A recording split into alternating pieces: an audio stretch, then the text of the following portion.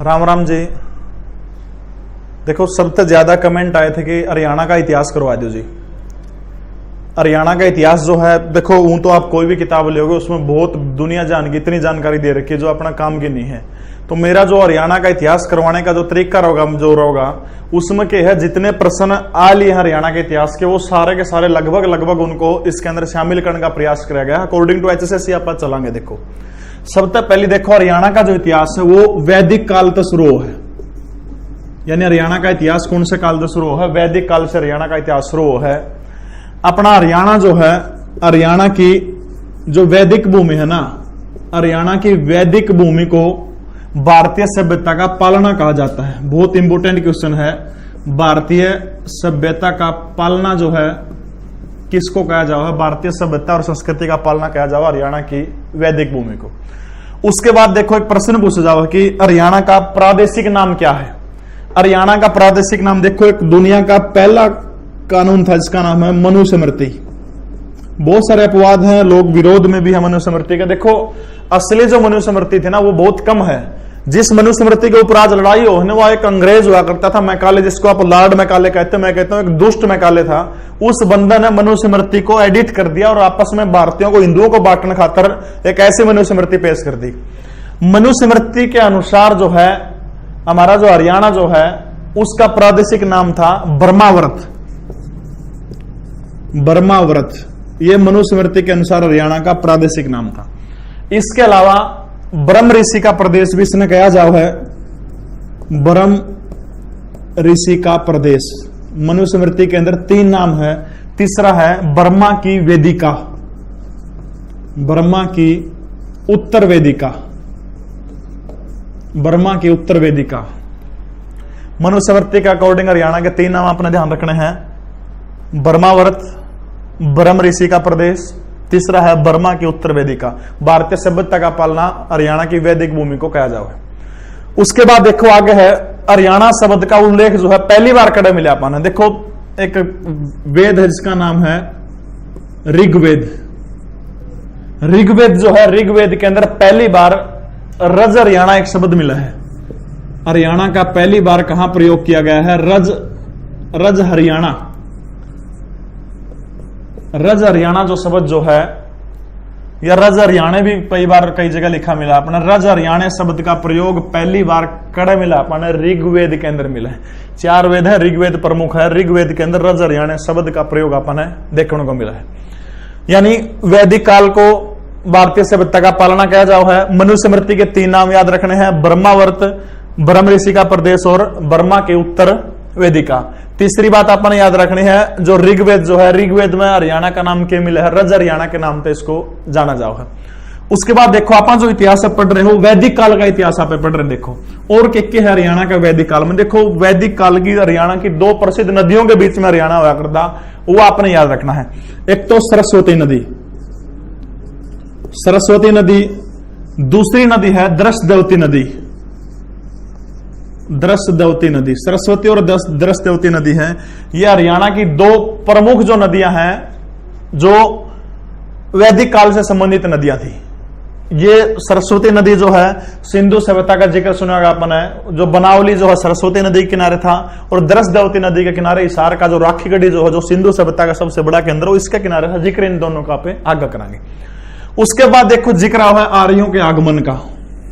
देखो इतिहास के अंदर झूठा पड़ा आ जाओ है कि भाई आर्य बाहर से आए थे, मध्य एशिया से चल के आए थे। वास्तव में हम लोग शुरू से ही आर्य है। याद करिए, आपने रामायण देखी होगी, रामायण के अंदर मंदोदरी जो है महान वैज्ञानिक रावण को क्या कहती है कि 2 आर्य पुत्र आए हैं। मां सीता बार बार कहती कि हे आर्यवीर। इसका मतलब क्या है, उन आर्यों के आने से पहले तो रामायण हो चुकी थी, आप पहले से आर्य हैं, लेकिन पढ़ने के लिए बोलना पड़ेगा। आर्यों का जो आगमन हुआ था ना, आर्यों के आगमन की 2 जगह है हमारा आज का हरियाणा और पंजाब जो है। यानी हरियाणा और पंजाब हमारे आर्यों के आगमन की भूमि माना जाता है। ये आपने ध्यान रखना है, इतनी चीज याद रखनी है आपने। यानी 3 चीज बहुत इंपॉर्टेंट है। पहली चीज क्या थी आपने इसमें पढ़ा था, भाई हरियाणा का इतिहास ऋग्वेद का वैदिक काल से शुरू है। दूसरी चीज क्या है, भारतीय सभ्यता का पालना किया जाओ है। तीसरी बात क्या है, मनीय स्मृति के अनुसार 3 नाम याद रखने, ब्रह्मावर्त ब्रह्म ऋषि का प्रदेश, और तीसरी क्या है, ब्रह्मा के उत्तर वेदी के नाम से। हरियाणा शब्द का उल्लेख ऋग्वेद में सबसे पहले मिला है। 2 नदियां के नाम याद रखने हैं, सरस्वती और दूसरी कौन सी है, द्रस देवती नदी। उसके बाद में आर्य सभ्यता का आगमन या आर्यों का आगमन कड़ा हुआ था अपना हरियाणा पंजाब के अंदर होता, सिंपल सी बात है, समझना मेरा। उसके बाद देखो महाभारत काल में हरियाणा, बहुत प्रश्न बनते हैं यहां से और प्रश्न आओ भी है। महाभारत काल में क्या था हरियाणा में, देखो ये जो महाभारत, जो सबसे पहले एक तो पहला प्रश्न ये है कि महाभारत का युद्ध कब हुआ था। इसके बारे में अलग अलग विद्वानों के अलग अलग राय है, एक मत के ऊपर नहीं पहुंचे हैं।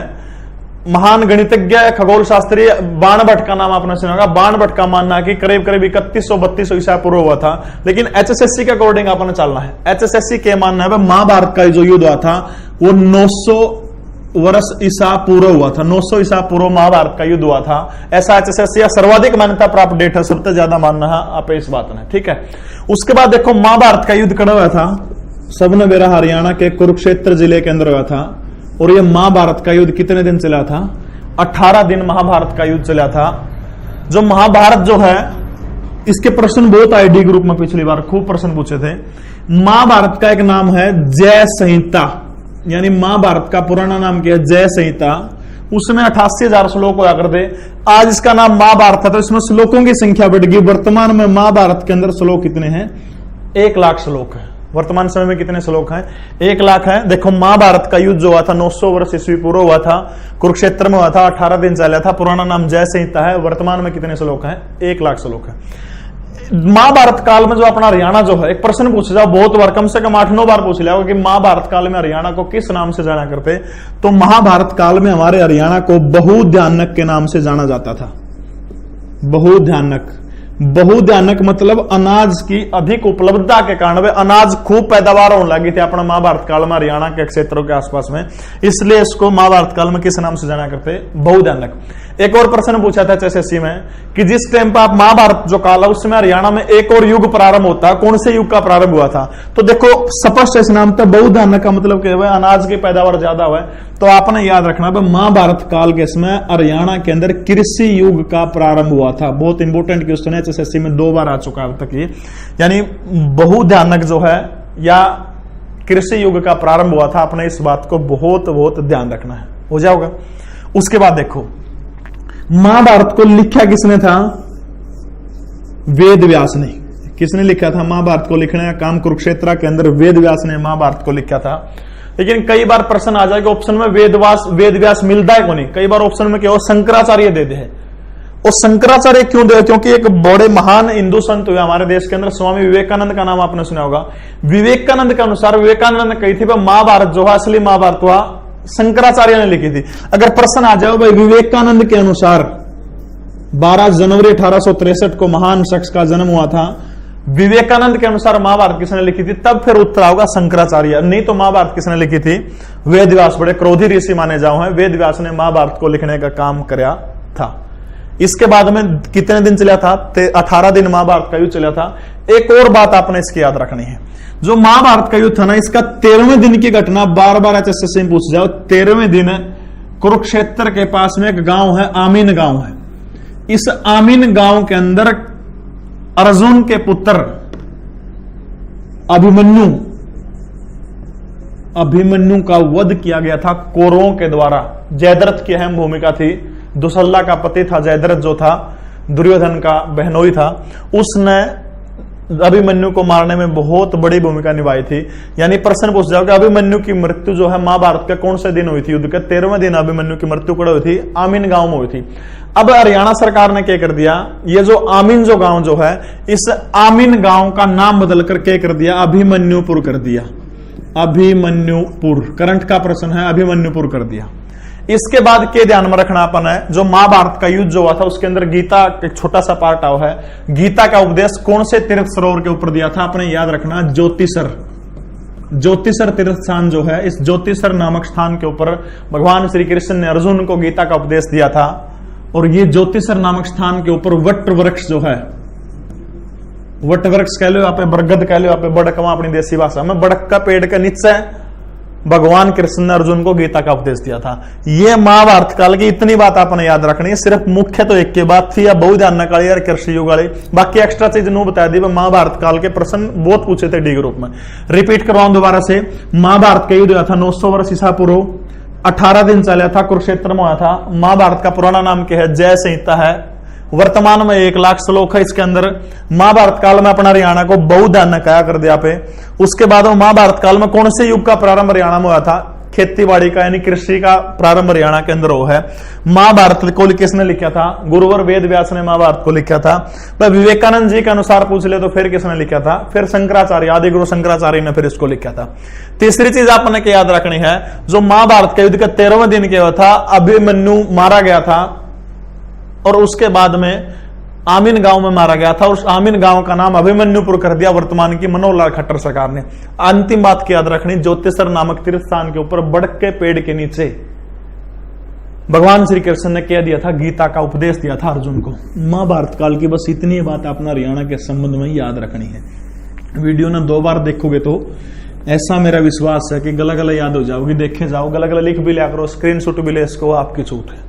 उसके बाद देखो, भारतवर्ष की महान सभ्यता सिंधु घाटी सभ्यता, बहुत इंपोर्टेंट है भैया। सिंधु घाटी सभ्यता,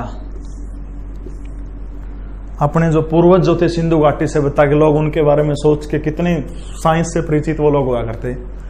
सिंधु घाटी सभ्यता के काल में अपना हरियाणा जो है, 2 चीज याद रखनी है आपने। एक तो सिंधु घाटी सभ्यता के 2 प्रमुख स्थान आपने याद रखने। पहला है राखी गढ़ी। इसार का जो राखी गढ़ी जो है, यो वर्तमान में सिंधु घाटी सभ्यता का सबसे बड़ा क्षेत्र है। बहुत इंपोर्टेंट प्रश्न, नेशनल जीके के लिहाज से भी बहुत बार पूछा जाओ कि सिंधु घाटी सभ्यता का वर्तमान में सबसे बड़ा केंद्र कौन सा है? राखी गढ़ी सबसे बड़ा केंद्र है सिंधु घाटी सभ्यता का। राखी गढ़ी जो है, 2 नदियां बताई थी आपको, याद हो तो। दृशदवती नदी के किनारे राखी गढ़ी था। कौन सी नदी का किनारे था? दृशदवती नदी के किनारे। चोटांग या फिर चेतांग इस नदी का दूसरा नाम भी है। चेतांग इसी नदी का दूसरा नाम है, ठीक है। उसके बाद सिंधु घाटी सभ्यता के हरियाणा से संबंधित दूसरी जो जगह है वो है बनावली। फतेहाबाद जिले में पड़ा है बनावली। और इस बनावली के अंदर जो 1973-74 के अंदर 1973-74 में बनावली के अंदर रविंदर सिंह बिष्ट नामक एक पुरातत्व वैज्ञानिक थे। इन्होंने खोज करने का काम किया था। बनावली में खोज किसने करी थी? रविंदर सिंह बिष्ट ने खोज करी थी। 1973-74 के अंदर खुदाई करी गई थी बनावली की। प्रमुख चीजें बनावली से जो मिली थी, अपने जो मिट्टी का जो हल बना था, वो मिट्टी का हल मिला था, वो कड़ा मिला था, वो आपने याद रखना, बनावली से मिला था। हरियाणा के कौन से जिले में पड़ा है? वो फतेहाबाद जिले के अंदर पड़ता है। 2 नदियों के नाम याद रखने, दृशदवती नदी और दूसरा है बनावली जो है, ये सरस्वती नदी के किनारे है। बनावली कौन सी नदी के किनारे है? सरस्वती नदी के किनारे है। जहां तक राखी गढ़ी की खुदाई का सवाल है तो अमरेंद्र नाथ को इसका श्रेय जाता है।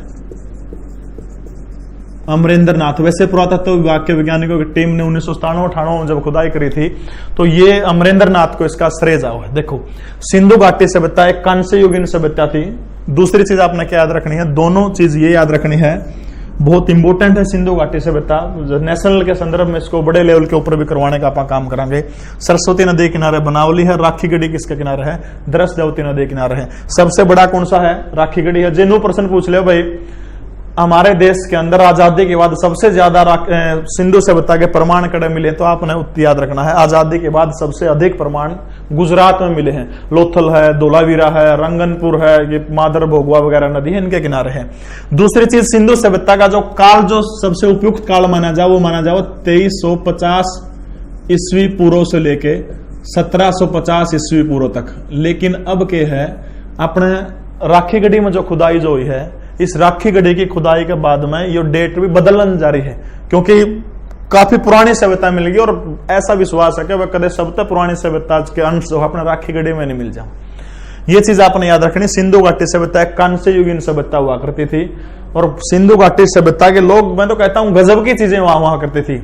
सर जॉन मार्शल, मैं किसी अंग्रेज के नाम के आगे सर नहीं लगाता, लेकिन जॉन मार्शल के आगे सर लगाऊं क्योंकि बहुत विद्वान बंदा था। सिंधु घाटी सभ्यता की खुदाई जब हो रही थी, उसने कुछ गहने मिल गए, आभूषण मिल गए सोने के, और उन आभूषणों ने देख के बंदा कहा कि मेरे को ये नहीं लगता कि मैं 3-4 हजार साल पुरानी सभ्यता के आभूषण देख रहा हूं, मेरे को ये लगता कि मैं वर्तमान के लंदन शहर के किसी ज्वेलरी शॉप के अंदर खड़ा हूं। कितनी बड़ी बात थी। बहुत बड़ी बात है।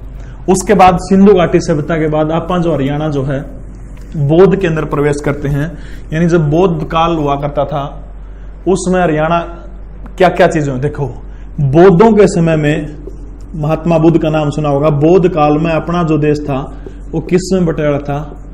महाजन पदों के अंदर बटा हुआ था। अपना देश किस में बटा हुआ था? 16 महाजन पद थे अपने देश में, और 16 महाजन पदों में सबसे शक्तिशाली जो था वो मगध होया करता था। सबसे शक्तिशाली मगध था। मगध की राजधानी क्या थी? पाटलिपुत्र थी।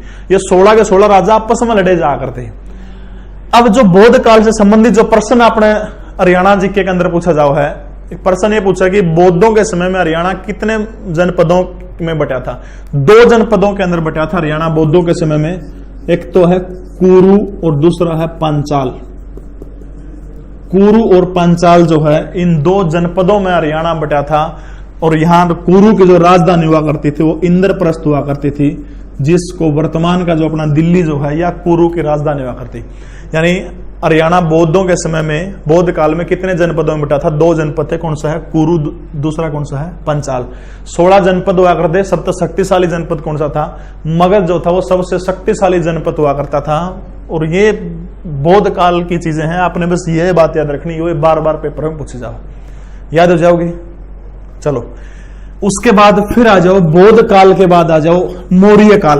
भाई मौर्य काल में हरियाणा में क्या क्या था? देखो यहां से एक प्रश्न पूछा जाता है, मौर्य काल।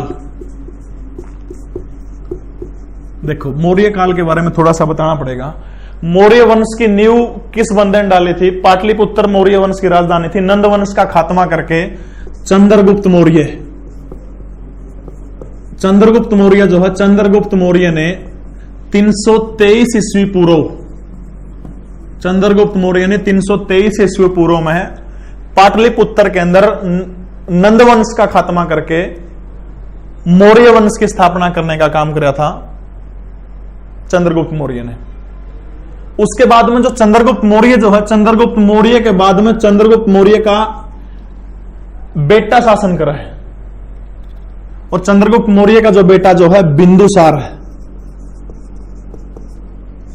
बिंदुसार, देखो बिंदुसार जो है ना, आजकल गर्भवती महिला ने डॉक्टर के ले जाओ, ले आंदे होगा भाई पेट काट के बच्चा सिजेरियन तरीका तो होगा। आधुनिक है चिकित्सा है अपने पास में। लेकिन आपको जानकर ताज्जुब होगा कि जो सबसे महत्वपूर्ण चीज है कि जो बिंदुसार जो था वो भारत का, तो ये अपना जो बिंदुसार जो है ना, बिंदुसार सिजेरियन तरीके से पैदा हुआ भारत का पहला बच्चा था। यानी जिस टाइम पर बिंदुसार का जन्म हुआ था ना, इसकी मां का पेट काट के ऑपरेशन करके बिंदुसार को बाहर निकाला गया था। कितनी बड़ी बात है, उस टाइम पर कितनी चिकित्सा अपने देश में हुआ करती। देखो ये चंद्रगुप्त मौर्य जो है 323 ईस्वी पूर्व से लेकर 298 ईस्वी पूर्व तक इसने शासन किया था भारत के ऊपर, पाटलिपुत्र। नंदवंश का खात्मा किया था। और नंदवंश का जो खात्मा जो किया था इस बंदे ने किसकी सहायता से किया था? एक महान गुरु आचार्य चाणक्य, विष्णुगुप्त, कौटिल्य, तीनों नाम उसी बंदे के हैं। और जिस शख्स ने किताब लिखी थी, अर्थशास्त्र नामक किताब को लिखने का काम किया था, इसी महान चाणक्य के कारण चंद्रगुप्त मौर्य, एक बिल्कुल समाज जिसको निम्न कास्ट का मानता है, वहां से उठाकर इस बंदे को तक्षशिला विश्वविद्यालय में पढ़ने के लिए लेके गया था। तक्षशिला विश्वविद्यालय के अंदर उस समय केवल राजाओं के, क्षत्रियों के बच्चे पढ़ते थे, किसी और को नहीं पढ़ते थे और कोई। उसके बाद में आचार्य चाणक्य 16 साल के चंद्रगुप्त को लेकर जाता है तक्षशिला विश्वविद्यालय के अंदर। और तक्षशिला विश्वविद्यालय में 16 साल प्रवेश की उम्र हुआ करती थी, 8 साल पढ़ाई हुआ करती थी, 24 साल का बच्चा बाहर निकलता था। 24 साल का चंद्रगुप्त जब पढ़ के यहां से बाहर निकला तो नंदवंश का खात्मा कर दिया 323 ईस्वी पूर्व में आचार्य चाणक्य की सहायता से। 323 ईस्वी पूर्व से 298 ईस्वी पूर्व श्रावण बेलगोला के अंदर प्राण त्याग देते हैं चंद्रगुप्त मौर्य। इसका बेटा फिर बिंदुसार आता है और बिंदुसार का शासन काल है 298 ईस्वी पूर्व से 272 ईस्वी पूर्व तक, 272 ईस्वी पूर्व तक। फिर के है बिंदुसार का बेटा है अशोक, 99 भाइयों की हत्या करने वाला महान अशोक। महान अशोक, देखो अशोक का राज्यारोहण आया था 272 में। नेशनल जीके का टॉपिक है, पूरा करांगे तो आप फिर लंबी चली जाओगी वीडियो। मैं हरियाणा तक ही सीमित रखने की कोशिश करूं इसने। इसलिए अशोक का जो राज्याभिषेक था 269 ईस्वी पूर्व, और इससे लेके अशोक रहा था 232 ईस्वी पूर्व तक। देखो यानी ये जो तीनों के तीनों शासक जो है 323 ईस्वी पूर्व से लेके उसके बाद में 232 ईस्वी पूर्व तक, इन तीनों शासकों ने इतना काम किया था। इनकी जो सीमाएं जो होती थी वर्तमान में, मैं थोड़ा सा यहां लिख के दिखा देता हूं, इधर से यहां तक, यानी भारत का ये जम्मू कश्मीर है, बंगाल की खाड़ी है, पश्चिम बंगाल है इधर तक, नीचे कर्नाटक में श्रावण बेलगोला तक, और इधर जो है अफगानिस्तान तक, यहां तक शासन हुआ करता था तीनों का। तीनों बड़े प्रतापी थे, यानी तीनों का पूरे भारत के ऊपर यहां तक शासन था। इसका मतलब अपना हरियाणा तो उधर से आ जाओ है। प्रश्न जो पूछा जाओ, जो प्रश्न में करवाना चाहूं आपने, प्रश्न ये पूछा जाओ कि मौर्य वंश के किन किन शासकों के दिन हमारा हरियाणा रहा है, वो प्रश्न में बताना चाहता हूं। यानी मौर्य वंश के तीनों, चंद्रगुप्त मौर्य, और प्रश्न इस तरह ऑप्शन में हुआ है कौन से शासकों का दिन रहा। ऑप्शन ए में चंद्रगुप्त मौर्य, बी में बिंदुसार, सी में अशोक, और डी में है उपरोक्त सभी। क्योंकि अशोक जब मर गया था 232 ईस्वी में, उसके बाद इसका उत्तराधिकारी कुणाल था, 7-8 राजा और आए, 184 ईस्वी पूर्व इस वंश का एक तरह से खात्मा हो गया था। वो इतने योग्य राजा नहीं थे, इसलिए वह प्रश्न आ जाएगा हरियाणा मौर्यों का दिन कब से कब तक रहा था। तो याद रखना 323 ईस्वी पूर्व से लेकर 232 ईस्वी पूर्व तक हरियाणा मौर्यों का दिन रहा था। और वो 3 मौर्य कौन से हैं? चंद्रगुप्त मौर्य, उसका बेटा बिंदुसार, बिंदुसार का बेटा क्या है? अशोक। इन तीनों शासकों के दिन हमारा हरियाणा 323 से लेकर 232 ईस्वी पूर्व तक रहा था। ठीक है, उसके बाद आगे चलना। देखो, अब मौर्यों के बाद में जिक्र आ है कुषाणों का। बहुत जरूरी है कुषाणों का जिक्र करना। कनिष्क एक राजा हुआ कुषाणों के अंदर। हरियाणा की एक जगह है भिवानी जिले का मिठाथल गांव, जो भिवानी जिले के मिठाथल गांव के अंदर कुषाण कालीन सिक्के मिले हैं। कुषाण कालीन सिक्के, देखो कुषाणों ने सिक्के चलाए थे भारत में। सर्वप्रथम सोने और तांबे के सिक्के चलाने का श्रेय किसको जाता है? कुषाणों ने भारत में सबसे पहले सोने और तांबे के सिक्के चलाए थे। चांदी का सिक्का आगे चंद्रगुप्त द्वितीय चला होगा। अब ये कुषाण कालीन सिक्के जो हैं, ये कड़े मिले हैं भिवानी के मिठाथल गांव के अंदर मिले हैं कुषाण कालीन सिक्के। बहुत बार प्रश्न पूछा हुआ है भारत में सोने और तांबे, जो ये सिक्के कौन सी धातु के बने हैं? सोने और तांबे। सोने और तांबा के सिक्के हैं। देखो, चांदी का सिक्का जिक्र कौन है? चांदी का सिक्का जिक्र होगा गुप्त वंश में जाके आगे। यानी सोने और तांबे के सिक्के जो है गुप्त कुषाण काल के टाइम के थे, कड़े मिले हैं हरियाणा के भिवानी के मिठाथल के अंदर मिले हैं। दूसरा, इसके बाद आगे चला तो अगला है गुप्तकालीन मुद्रा। देखो, प्रश्न ये पूछ जाता है कि हरियाणा से गुप्तकालीन मुद्रा जो है वो कड़े तक प्राप्त हुई है। देखो, पहली चीज तो गुप्तकालीन मुद्रा जो है आपने नो ध्यान रखना, गुप्तकालीन जो मुद्रा थी उसके में है कि देखो, गुप्त काल का टाइम में अपने देश में 2 तरह की मुद्रा आकर दी। एक मुद्रा थी दिनार। दिनार जो बनी थी सोने की, गोल्ड की बनी हुआ कर दिया। और दूसरी मुद्रा हुआ कर दी रुपयक, या रुपये की जो थी चांदी की बनी थी। देखो, यानी 2 तरह की मुद्रा आकर दी। तो जो गुप्तकालीन मुद्रा जो है, या गुप्तकालीन मुद्रा दिनार और रुपये दोनों जो है, ये कड़ा मिले हरियाणा के रोहतक के अंदर मिले, रोहतक जिले मिले। जो थोड़ा सा एक कदम आगे बढ़ा के पूछा सबसे ज्यादा कौन सी मुद्रा मिली है गुप्त काल की, तो फिर उत्तर होगा सबसे ज्यादा दिनार मिली। यानी सबसे ज्यादा खोज में क्या मिले? सोने के सिक्के पाए अपना, याद हो जाओगा। अब इसके बाद दोस्तों आगे चला पे वर्धन वंश की तरफ। अगला जो हरियाणा के इतिहास की जो अगला जो कड़ी जो है वो है वर्धन वंश। टॉपिक वाइज आप चल रहे हैं।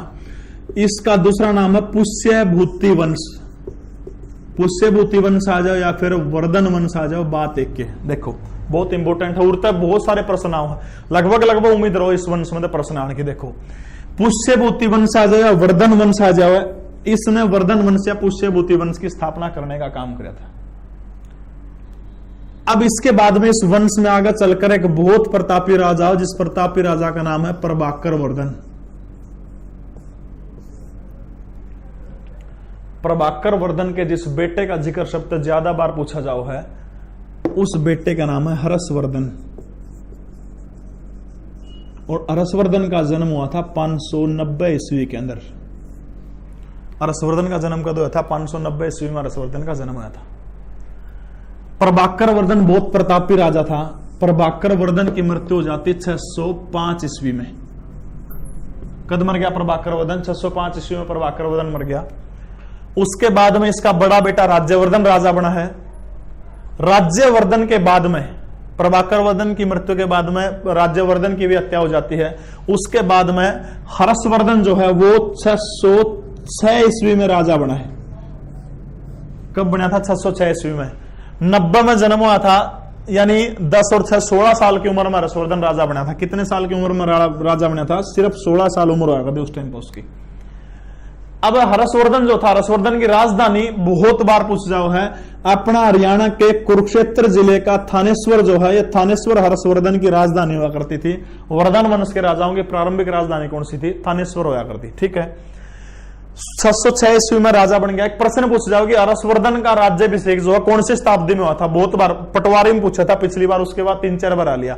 देखो हर्षवर्धन का राज्याभिषेक 606 में हुआ था। ऑप्शन ए में 6ठी शताब्दी दिया मिलेगा, लेकिन याद रखना हर्षवर्धन का राज्याभिषेक जो वो 7वीं शताब्दी में हुआ। देखो 1 तो 100 पहली शताब्दी, 100 से 200 दूसरी शताब्दी, 200 से 300 तीसरी, 300 से 400 चौथी, 400 से 500 5वीं शताब्दी, 500 से 600 6ठी शताब्दी होगी, और 600 से लेके 700 के बीच में कौन सी शताब्दी होगी? 7वीं सदी होगी। अपना क्या हो रहा है? 606। तो 606 किसके बीच मान लग रहा है? 7वीं शताब्दी में।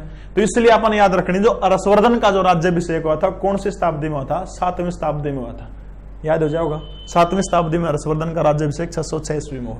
जिस टाइम पर हर्षवर्धन थानेश्वर का राजा बना है, उस टाइम पर हर्षवर्धन ने एक संवत चलाई थी। संवत का नाम है हर्ष संवत।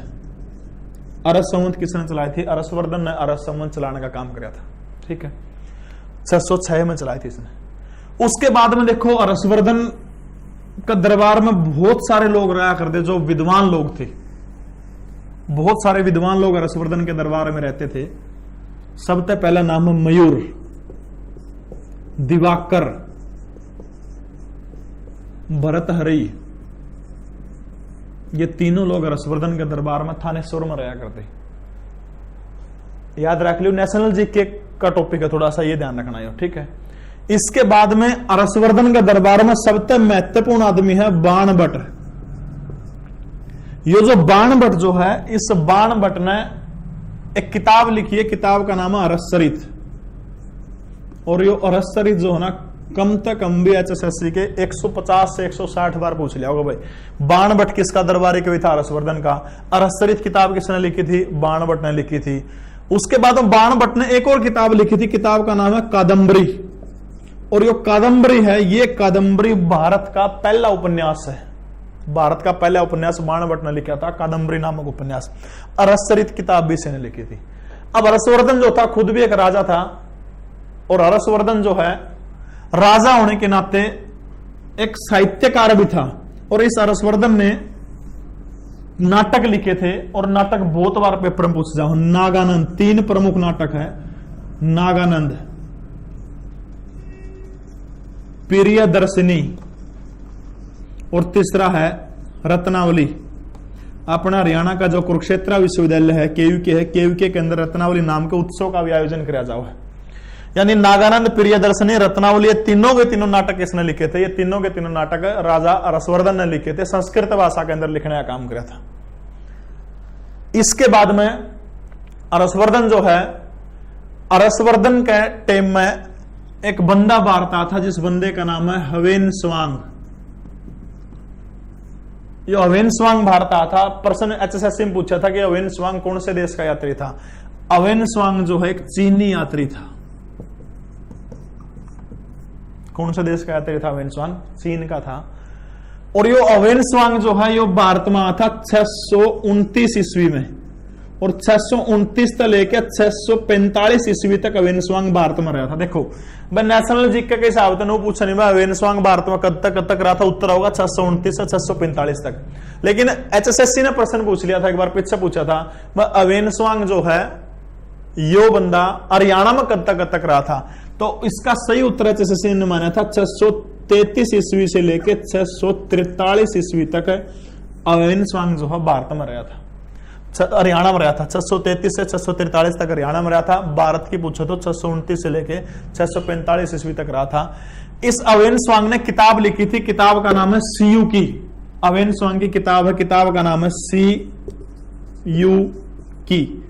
एक प्रश्न पूछ रहा हो कि हवेनस्वांग की सीयू की किताब में हरियाणा के कौन से क्षेत्र का जिक्र है? देखो जिसका दरबार में रहा करता जिक्र, सीधी सी बात है, उसे क्या करेगा? किसका रहा करता? हर्षवर्धन का रहा करता। हर्षवर्धन की राजधानी क्या थी? थानेश्वर थी। तो हर्षवर्धन की किताब अवेन स्वांग की जो किताब सीयू की है, इसमें जिक्र किसका है? थानेश्वर का जिक्र है। किसका जिक्र करके बंधन है? थानेश्वर का जिक्र करके है। देखो इतिहास अपन बहुत गलत पढ़ा जाओ है। सही इतिहास पढ़ना तो दावे के साथ मैं कह सकूं उड़ान कैंपस बरवाड़ा आइए, आपको असली इतिहास के नकली इतिहास तो पढ़ा जाओ है। देखो नकली लिखवा क्या है, साथ साथ असली इतिहास भी पढ़ा जाओ है। बर्फ हर्षवर्धन की बेटी का ब्याह गुजरात का राजा दुर्योधन के लिए तय कर दिया, और ब्याह तक 2 दिन पहले हर्षवर्धन की छोरी का तकड़ा बुखार चढ़ गया, जमा का सुता सारे वैद्य बुला लिए, बुखार को नहीं उतरिया।